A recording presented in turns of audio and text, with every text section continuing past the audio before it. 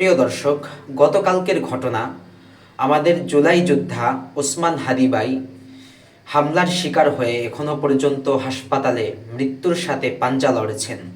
তো প্রথম কথা হলো, এই যে ওসমান হাদি ভাই হামলার শিকার হলেন, এটা জানা কথা, যারাই জুলাই যোদ্ধা অর্থাৎ শেখ হাসিনা এবং তার গুন্ডা বাহিনীর সাথে লড়াই করেছেন, তাদের উপর যে কোনো সময় একটা হামলা আসবে। তো সরকারের এটা বড় ব্যর্থতা যে জুলাই যোদ্ধাদেরকে সরকার নিরাপত্তা দিতে ব্যর্থ হয়েছে। সাধারণত আমরা দেখতে পেয়েছি যে সাধারণ একজন রাজনীতিবিদ যে পূর্বে থেকেই বড় কোনো রাজনৈতিক দলের সাথে জড়িত, তাকে সরকার বিভিন্নভাবে নিরাপত্তা দিচ্ছে, কিন্তু একজন জুলাই যোদ্ধা যে কিনা যে কোনো সময় আক্রমণের শিকার হতে পারে, তাকে সরকার নিরাপত্তা দিতে ব্যর্থ হয়েছে।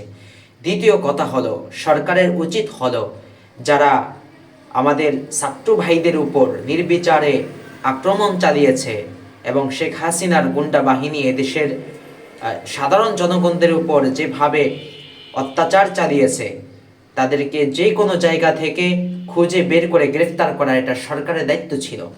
সেখানে আমরা দেখতে পেয়েছি যে যেই ছেলেটা এই হাদি ভাইকে গুলি করেছে, এ কিছুদিন পূর্বে অস্ত্রসহ আটক হয়েছিল, কিন্তু সে জামিন পেয়ে যায়, তাও আবার অস্ত্রসহ জামিন পেয়ে যায়।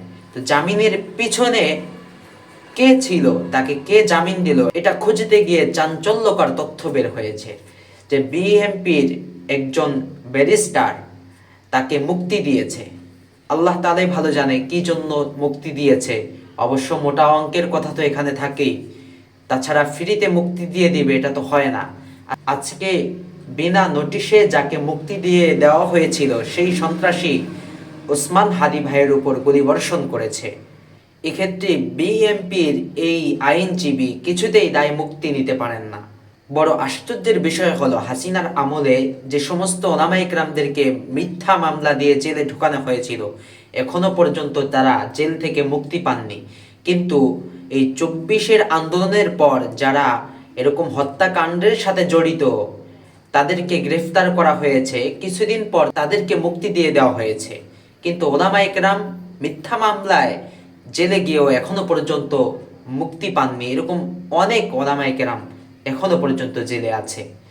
আল্লাহ রাব্বুল আলামিন আমাদের জুলাই যোদ্ধা ওসমান হাদি ভাইকে আবার সুস্থতার সাথে আমাদের মাঝে ফিরিয়ে দিক। আমরা দেখলাম যে সাধারণ আলেম সমাজের পেজ থেকে একটা ভিডিও ছাড়া হয়েছে, সাধারণ আলেম সমাজ তার জন্য কোরআন খতম করে দোয়া করতেছেন, অনেক ভালো লাগলো। আল্লাহ তাআলা ওসমান হাদি ভাইকে সম্পূর্ণরূপে সুস্থ করে দিন, আমিন।